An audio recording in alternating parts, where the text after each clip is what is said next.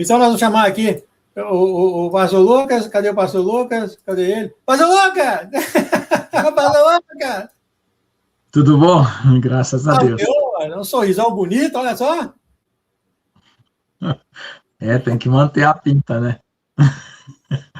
Tem que manter a aparência. Tá bom. Passou assim uma maquiagem para não ver as rugas, né? Então, igual o João. Amém, mano. Deixa eu cair fora aqui. Muito obrigado pela tua presença hoje. Um momento, por favor. Muito obrigado, Pai, por trazer aqui para nós o pastor Lucas. Muito obrigado por senhor sempre enriquecer essa live do Senhor. O Senhor já falou para mim no início da caminhada dos mistérios de Deus, que é a tua permissão que faz com que a gente se reúna. É a tua permissão. Muito obrigado, Senhor. Muito obrigado pelas orações, muito obrigado pela comunhão, muito obrigado pelas mensagens, muito obrigado, Pai, por tudo que é tocado aqui, os louvores, tudo para a tua glória somente, tudo toca no coração, no nosso coração, de forma diferente, né, Senhor? Obrigado por ter trazido para nós agora aqui o pastor Lucas. E pedimos agora, Pai, do teu coração, agora desça hora da alegria sobre ele, sobre a lez, sobre os animais dele, sobre toda a propriedade dele, que o fogo proteja ele, santifica toda a propriedade, tudo que ele faz no trabalho, e que nenhuma arma que venha contra o pastor Lucas tenha sucesso, cairá tudo por terra, no nome de Jesus, nós predestinamos e nós profetizamos em nome de Jesus, porque ele já é um vencedor, assim como todos que agora clamam o teu nome, todos que andam com o Senhor, já são vencedores, porque por causa do que o Senhor fez ontem, o Senhor morreu por nós, né, Pai? Como foi falado aqui pela sacerdotisa Luana no louvor, né? Então, Pai, que teus sentimentos, as emoções venham agora sobre o pastor Lucas, e que o teu Espírito agora use a boca dele para edificar os irmãos ao redor do mundo. O Senhor sabe exatamente qual irmão, em qual país, que vai ouvir a mensagem e vai cair no coração dele, né, Pai? Obrigado, Senhor. Em nome de Jesus, direciona agora o pastor Lucas, Pai. Em nome de Jesus. Amém, amém, amém. Amém. Bom, a paz do Senhor Jesus, irmãos. Eu só quero avisar que essa internet minha aqui, ela tem hora que ela falha. E tem hora que ela fica também bem lenta, né? Que eu troquei de internet, não é via rádio, agora é via satélite. E não precisa de companhia telefônica e nem de provedor, é direto por satélite. Mas mesmo assim, quando tem alguma coisa lá no espaço, lá, sei lá, tempestade, eu não sei, ocorre uma queda sempre aqui, tá bom? Então, peço perdão. Vamos ler aqui o Salmo 64. Davi suplica a Deus que guarde a sua vida. Então, vamos ler o Salmo 64. Salmo de Davi para o músico Mor. Ouve, ó Deus, a minha voz na minha oração, guarda a minha vida do temor do inimigo. Esconde-me do secreto conselho dos maus e do tumulto dos que praticam iniquidade, que afiaram suas línguas como espada e armaram por suas flechas palavras amargas, a fim de atirarem a um lugar oculto ao que é íntegro, disparam sobre ele repentinamente e não temem. Firmam-se em mau intento, falam de armalá secretamente e dizem quem os verá, andando inquirindo malícias, inquire tudo o que se pode inquirir, e ambos, o íntimo pensamento de cada um deles e o coração são profundos. Mas Deus atirará sobre eles uma seta e de repente ficarão feridos. Assim eles farão com que as suas línguas tropecem contra si mesmos. Todos aqueles que os virem fugirão. E todos os homens temerão e anunciarão a obra de Deus e considerarão prudentemente os feitos dele. O justo se alegrará no Senhor e confiará nele. Todos os retos de coração se alegrarão, se gloriarão. Amém? Então, irmãos, pode ver que o Salmo de Davi sempre ele fala de coisas, de qualidades espirituais boas e dos justos, os que servem a Deus, e qualidades espirituais ruins daquele que não serve. Essa descrição das qualidades espirituais representa o coração das pessoas justas e o coração das pessoas ímpias. Então, como a própria palavra de Deus diz que tudo se deve guardar o coração, nós devemos guardar o nosso coração da melhor maneira possível E a melhor maneira possível de guardar o coração é entregando na mão do Senhor. A gente não deve entregar só o coração, deve entregar todo o corpo, toda a mente, todos os pensamentos, todos os sentimentos, e toda a sua vida, seu trabalho, sua família, tudo que você tem, os seus objetos. Santificar tudo a Deus, até os seus cachorrinhos, seus animaizinhos. Tudo na sua vida seja santificado ao Senhor, para que nós sejamos totalmente pertencentes a Deus, e na hora que a gente clamar, e a gente também deve depender do Senhor para tudo, né?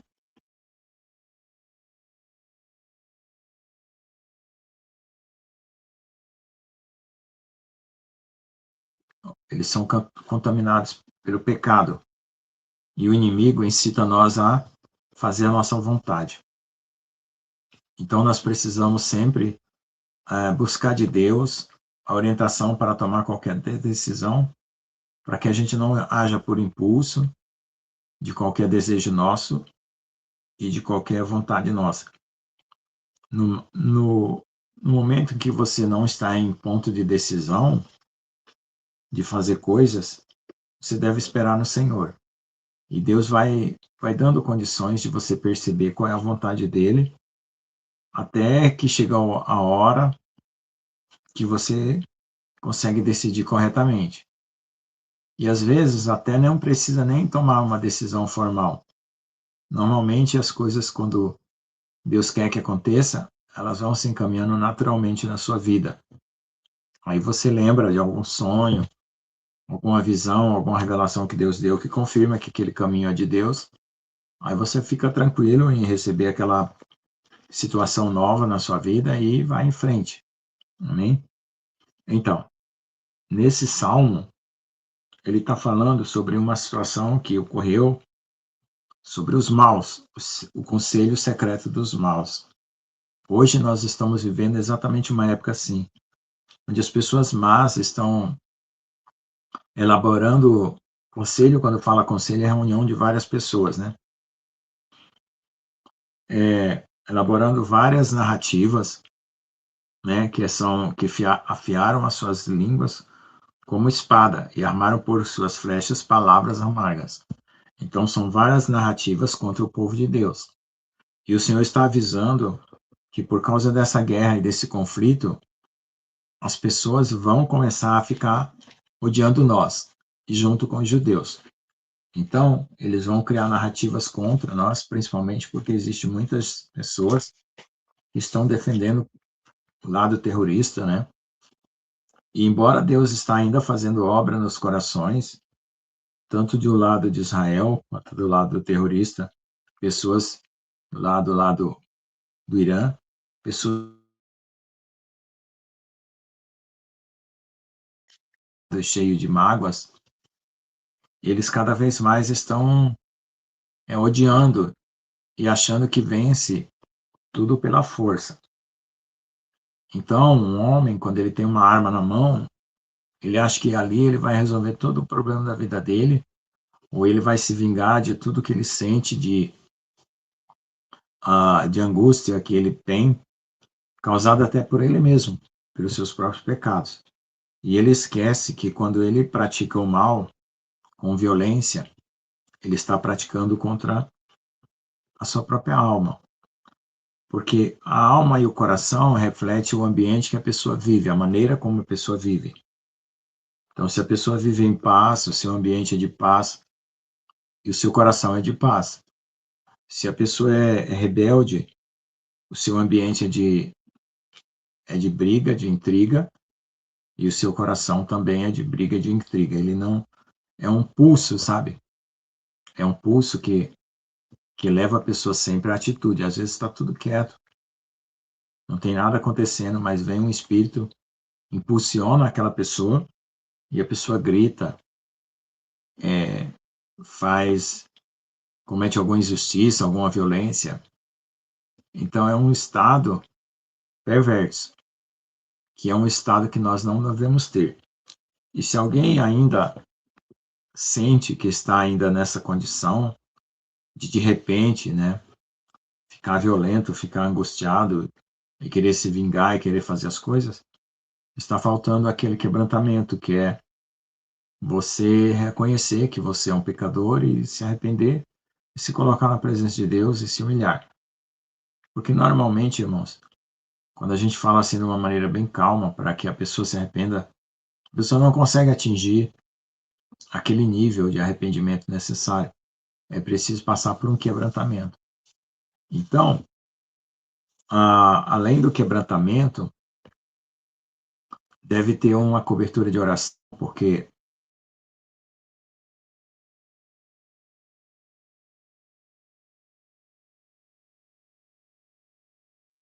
tem problemas que não foram resolvidos na sua vida e ela é revoltada. Então precisa ter uma cobertura de oração para o inimigo não suscitar ela para fazer coisas ruins, coisas más. Agora, hoje nós estamos clamando e orando para que Deus alcance todas as almas perdidas na terra, né? A gente não sabe até que ponto uma pessoa está perdida ou até que ponto uma pessoa está numa condição que, vamos dizer assim, que não tem mais jeito, né? Mas à medida que o tempo está passando, nós estamos vendo que está havendo uma separação, né? Essa separação no mundo espiritual ela já houve, né? Só que agora é que a gente está vendo ela na Terra, que Deus conhece os corações, conhece as pessoas antes de nós, e nós precisamos estar atentos para não estar nos lugares, no lugar errado na hora errada, que é o que Deus está avisando para todos nós hoje. Porque eu tive uma visão, eu nunca tive sonhos referente à volta de Jesus. Eu sempre acreditei que Jesus estava voltando. E nesses últimos tempos, desde 2017 para cá, comecei a buscar o Senhor para preparar para a volta dele. Mas eu tinha sonhos da volta de Jesus quando eu era criança. E esses dias eu sonhei com a volta de Jesus. E anteontem, eu sonhei com uma guerra. Eu tive uma visão de uma guerra em todo o planeta. Em todo o planeta. Nação contra nação, reino contra reino. E quando eu vi aquela visão, que foi bem rápida, destruição, fogo, míssil, morte, todo tipo de coisa, eu lembrei de Mateus 24. Porque era o princípio das dores, né? Aí o princípio das dores, ele termina no brotar do filho varão, do Apocalipse 12. E aí começa em Mateus 24, porquanto se levantará nação contra nação, reino contra reino, né? Haverá pestes, fome em vários lugares. Então nós vamos entrar nessa etapa. Quando Deus mostra, é porque está perto, né? Está perto. E aí vai ter uma sequência de eventos que a gente já mais ou menos percebe como que isso vai acontecer. Que, por exemplo, Mateus 24, verso 6. E ouvireis de guerra, rumores de guerras, olhai e não vos assusteis, porque é misto que tudo isso aconteça, mas ainda não é o fim. Então, aí estamos saindo de Mateus 24, 6 para Mateus 24, 7. Porquanto se levantará nação contra nação, reino contra reino, haverá fome, pestes, terremotos em vários lugares. Mas todas essas coisas são princípios das dores. Aí veja só, quando acontece isso, os princípios das dores, ao mesmo tempo, lá em Apocalipse 12, ocorre o brotar do filho varão. Aí depois do brotar do filho varão, que há uma preparação da igreja, da noiva, para subir, é um tempo de intensa purificação. Intensa mesmo, sabe? E assim, como que a gente deve reagir agora, até que o tempo da intensa purificação comece? Porque assim, você deve entregar tudo na mão do Senhor, tudo. Não fazer nada por suas próprias forças. Pedir proteção para tudo que você vai fazer. Se você vai trabalhar, se vai sair, se vai andar. Viver em total dependência de Deus. Esse é o primeiro passo. Porque já foi ensinado aqui a se render, já foi ensinado a buscar a face de Deus, já foi ensinado várias etapas aqui. Então agora nós estamos na prática. Agora não é mais aquelas teorias que a gente vinha falando antigamente não, há uns meses e anos atrás nas lives. A gente estava falando de coisas preparatórias, coisas que estavam para acontecer. E sempre a gente avisava, ó, 2024 vai ser um ano assim, 2025 vai ser um ano assado, e agora já estamos em 2026. Então, agora, tudo que a gente aprendeu, a gente tem que ser prático. Não dá tempo mais ser teórico. E quando você lê a palavra, você já tem que ler com ela com uma absorção muito grande de viver ela, de entronizar ela dentro do seu peito, dentro do seu coração. Porque até mesmo se for tirada a palavra, como você vai lembrar dos versículos, né? E outra, você não vai lembrar toda a Bíblia. Você vai querer estar junto com os irmãos, porque um vai lembrar uma parte de Mateus, outro uma parte de Marcos, outra de Lucas, outro vai lembrar dos profetas. E ali é que vai ter a comunhão verdadeira, porque um vai trazer o alimento que tem para dividir com o seu irmão. Então ali o culto vai ser necessário para que a gente mantenha a nossa fé até a hora do arrebatamento, até a hora que passe todas as trombetas e chegue o arrebatamento. Porque o arrebatamento do filho varão, eles são primícias que são levadas ao trono de Deus, né? Eu não sei quanto, se algumas primícias ficam lá, ou se elas voltam aqui na terra, né? Mas eu sei que tem uma parte que volta. Então, essa parte que volta vai auxiliar a igreja, a noiva, da primeira até a sétima trombeta, para ser arrebatado na sétima trombeta. E aí é onde acontece a colheita. A colheita acontece nesse intervalo, né? Então, esse tempo é um tempo ainda de tribulação, porque além do princípio das dores, né, ocorre o brotado filho varão e depois o arrebatamento da igreja. E aí, depois do arrebatamento, aí começa a grande tribulação. Aí só vai encontrar Jesus lá no Armagedon, né? Aí já levanta o anticristo, já começa o governo mundial, já tudo começa a acontecer aqui. Mas então, só lá no Armagedon. Agora, quem já está ouvindo a palavra de Deus, se submeta o quanto puder com clamor, jejum e oração, porque o poder de Deus vai aumentar na terra. O testemunho de Deus vai crescer muito. E vai acontecer muitas maravilhas. E os mortos, quando ressuscitar, não é que nem nos filmes, abre a sepultura e já sobe. Os mortos ressuscitam igual Jesus.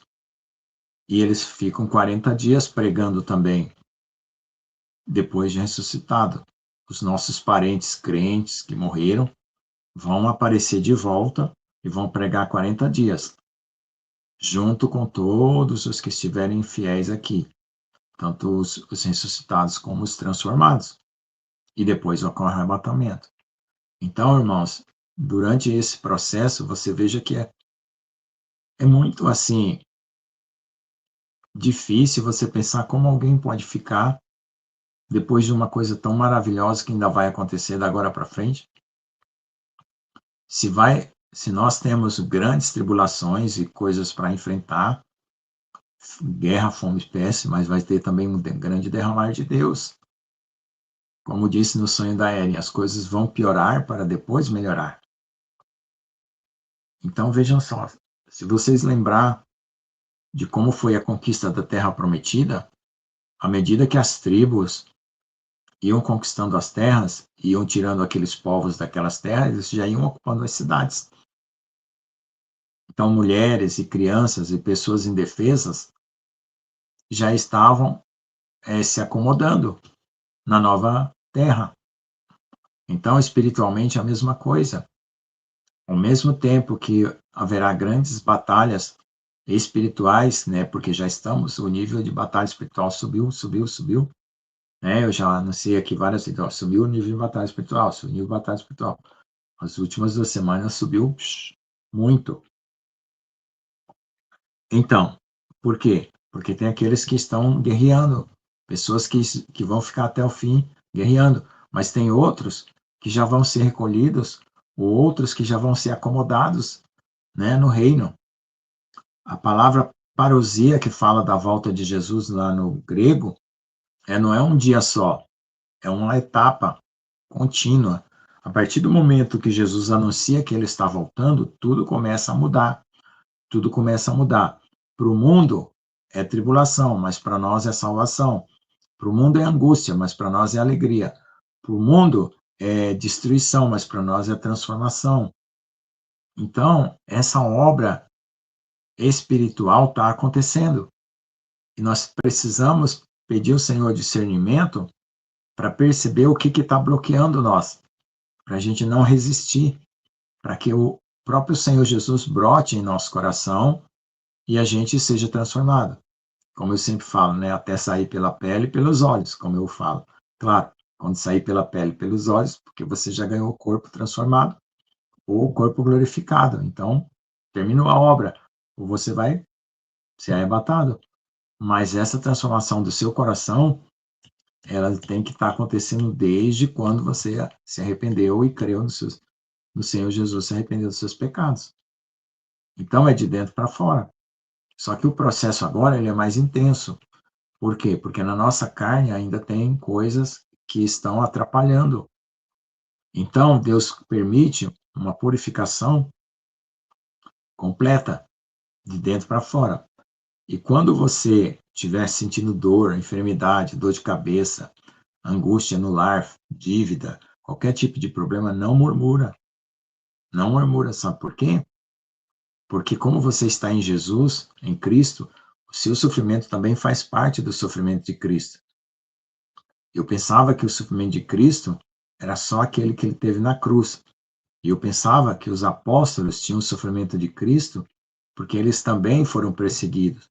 Mas não, todo aquele que está em Cristo Jesus, qualquer sofrimento que ele passa também é sofrimento de Jesus, porque Jesus compartilha conosco o sofrimento dele conosco e nós compartilhamos o nosso com ele. Então é uma comunhão. Então existe várias maneiras de você ter comunhão com Deus, através da oração, do jejum, da leitura da palavra, né?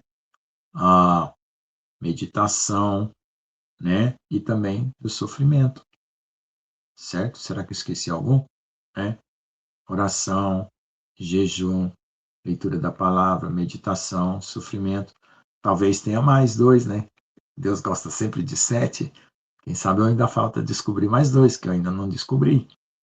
Mas o nosso nível de comunhão tem que ter muito mais intenso. E esse nível de comunhão, ele vai esmagando o velho homem. Ele vai apagando a velha natureza, ele vai dissolvendo, que nem uma tinta, vai dissolvendo o velho homem.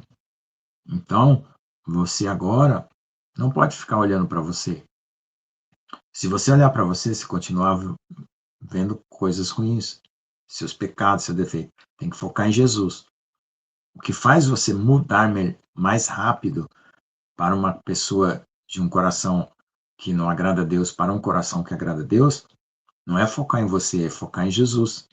Focar no que ele é, na palavra, alimentar.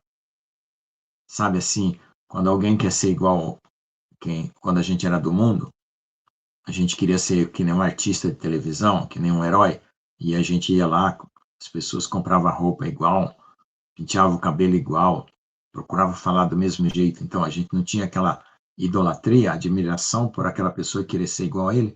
Então, agora já é a hora de você querer ser igual a Jesus. Agora, quando você idolatrava uma pessoa no mundo, você queria só a parte boa, mas aquilo lá não trazia a vida eterna. Agora, você precisa querer ser igual a Jesus com a parte boa, que é a alegria que tem no céu, e a parte ruim, que é o sofrimento que vai ajudar você a morrer para o pecado, porque nós temos duas vidas, certo? A vida da carne e a vida do espírito. Então, a da carne vai diminuir e a do espírito vai crescer. Quem não tem Jesus, só tem a vida da carne. Se ela perder a vida da carne, ela fica sem nada. Perdeu a alma, entendeu? Mas nós temos duas, né? Se a gente perder a vida do espírito, a gente volta para o velho homem. Então, a gente não pode perder a vida do espírito, a gente tem que perder a vida da carne. E a vida da carne, você vai perder, né? À medida que o sofrimento vier e você não se entrega, murmurando. Você glorifica a Deus. Qualquer dor, qualquer dificuldade, agradeça. Aquele processo de dor, de dificuldade, está ajudando a remover o corpo do pecado, o bicho da carne, né? Antigamente, as pessoas falavam, né, que sofrimento purifica pecado. Na verdade, o que purifica pecado é o sangue de Jesus, mas o sofrimento, confiando em Deus, remove o poder do pecado, remove a natureza velha, porque você não depende de suas forças, você vai depender de Deus. Você está tirando, né, a, a sua energia, que você se alimentava da carne, e conectando com a energia do Espírito, que é Deus. Então, a sua vida não vai ser mais a biológica, vai ser a vida zoe, que é, no grego, é vida espiritual, zoe lógica, não sei, seria a zoe, entendeu? Entendeu? Então, o que é uma vida biológica? Uma vida que precisa do alimento todos os dias. Só que a vida eterna com Deus, a vida zoe, não precisa de alimento material. O corpo glorificado que nós vamos receber não precisa mais comer arroz, feijão, almoçar, jantar, entendeu? Então, por isso que Moisés falou assim, nem só de pão viverá o homem, mas de toda a palavra que sai da boca de Deus. Então, a palavra que sai da boca de Deus é espiritual e alimento. E mesmo depois que a gente estiver no corpo espiritual, a gente ainda vai se alimentar da palavra, porque o céu é alimentado da palavra. E a palavra é Jesus. E ele é o pão da vida. Entendeu? Então, não é, a gente não vai se alimentar da palavra somente aqui na terra. Aí a Bíblia, né, a parte que servir para a eternidade, vai continuar na eternidade. A parte que não servir não vai continuar, porque já é profecias cumpridas, coisas do passado. E Isaías fala assim, não vos lembreis das coisas passadas, nem recordeis as antigas. Então, lá no céu, vai ter outras novidades. Amém? Amém, amado. Até sai pela boca e pela pele. Ficou passando medo aqui, viu? Você ficou com medo? Não, estou falando assim. Não, a presença de Deus, o brilho de Deus tem que sair na pele e nos olhos. Materialmente, igual Moisés. Tem que chegar ao nível de Moisés. Amém. Pastor Lucas, o senhor tem alguma palavra aí de encorajamento para a pessoa que ouviu o Senhor, sabe de Jesus hoje? Como que alguma palavra de encorajamento para essas pessoas para ir para o Senhor, se converter, sair da vida dele, alguma coisa assim? Pegar o senhor no ato aqui, amado. Não, é assim, a gente vai encorajando as pessoas conforme o nível que a gente está espiritualmente, né? Quando eu era criança, eu pensava como criança, né? Depois passei a adolescente e adulto. Então, às vezes, a gente até se esquece como que as crianças pensam, porque a gente já está numa outra fase. Ou quando a gente é adolescente, como que os adolescentes pensam, porque a gente já está numa outra fase. Então, a gente tem sempre que tentar ter uma certa empatia com a dor das pessoas. Mas a maior dor que todo mundo sente é igual, é que ela tem uma maneira de descrever diferente a cada etapa da vida. A dor que todo mundo sente é a dor de existir na carne, separado de Deus. Essa dor, ela é responsável não só pelo pecado, mas por angústia, tristeza, solidão, fraqueza, decepção. Então, tudo isso é resultado dessa separação. Então, nós cremos em Jesus porque é o retorno para Deus do qual nós fomos criados. Então, a esperança da vida eterna, ela diz o quê? Que você vai cessar tudo isso quando você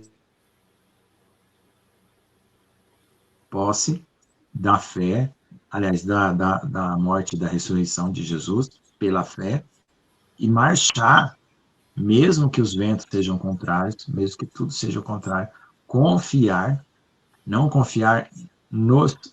Assim, o que são ventos e coisas contrárias? Circunstâncias, pensamentos e sentimentos ruins, depressão. São opiniões da nossa carne sobre nós mesmos. Então, a gente tem que abandonar essas opiniões que o inimigo joga contra você mesmo, sentimentos e pensamentos, não olhar as circunstâncias, confiar no Senhor, como Abacuque, ainda que esteja tudo destruído, caiu uma bomba, estragou tudo, acabou tudo, confiar no Senhor. Por quê? Porque aquele que confia e chegar até o fim vai ver a transformação na terra, vai ver a mudança, né? Vai ver um milagre, vai ver uma coisa assim, está tudo destruído, de repente o Deus manda uma bênção, começa a ficar tudo verde. Então Amém. é o mundo espiritual que vai começar a ser presente. Porque o mundo material, para ele, por exemplo, um homem pegar uma terra queimada, transformar numa fazenda, ele leva anos limpando, plantando. Só que o mundo espiritual, ele não precisa do tempo. Quando Deus Amém. chega, Então, ele faz um milagre. se você é novo, resumir o que o pastor Lucas falou enfia as caras. Vai com tudo pro Senhor. Isso. Enfia a cara. Confia. Quando você... é que a gente não sabe aplicar as coisas que a gente aplicava antes para Deus, né? Antes a gente me enfiava a cara em um monte de coisa acreditando. E por que não faz a mesma coisa com Deus? Amém. Amém. Uma vez, o meu irmão queria ganhar dinheiro na Bolsa de Valores. Ele apostou um monte de dinheiro lá. Enfiou a cara. Aí ele perdeu. Eu já fiz isso, eu já fiz também. Então, por que não faz o mesmo com Jesus? Jesus, enfia as caras. Não liga para quem vai falar o que de você, não liga, enfia as caras mesmo, tem que conhecer o Senhor. Amém, amado. Eu estou tão feliz aqui que eu olhei do meu lado direito, eu vi, olha aqui, uma palmazinha, e essa palma a gente, no início da minha caminhada aqui, no primeiro dia a gente tinha essas palmazinhas, cara, da festa de Páscoa, achei tão bonitinho aqui na mesa, aqui, não sei até minha esposa deve ter colocado. Amado, você faz uma oração aí para os irmãos? Amém. Ó Senhor Deus, nós te agradecemos por tudo, em absoluto, por tudo. Tudo de bom e aquilo que a gente chama de ruim também, dores, sofrimentos, angústia, porque tudo está cooperando para o nosso bem, Senhor. Até as coisas ruins estão sendo usadas para dissolver o corpo do pecado, e nós vamos ficar muito felizes quando o pecado for totalmente removido de nós, e nós estaremos brilhando com corpos celestiais, sendo transformados, Senhor. Por favor, não deixe nós desistir, desanimar por qualquer situação que esteja ao nosso redor. E nos dê, Senhor, a mente tua, Senhor, e um coração conforme o teu coração, para perseverar. E uma fé muito, muito grande, Senhor, exercitada, ampliada, Senhor, para alcançar as tuas promessas, tomando posse. E tudo isso já mudar de agora para frente a nossa mente, a nossa maneira de pensar, de ver, de enxergar, de entender. Mude a maneira de ver as coisas, Pai, para que nós tenhamos firmeza, confiança, renúncia de si mesmo e rendição a Ti, para ver a Tua obra em nosso coração. Em nome do Senhor Jesus. Amém. Amém, amém, amém. E que, em nome de Jesus, que Ele abençoe a sua caminhada, da luz, seus animais, que seja muito bem abençoado em todos os caminhos que o Senhor fizer, em nome de Jesus. Amém. Amém, amém, amém.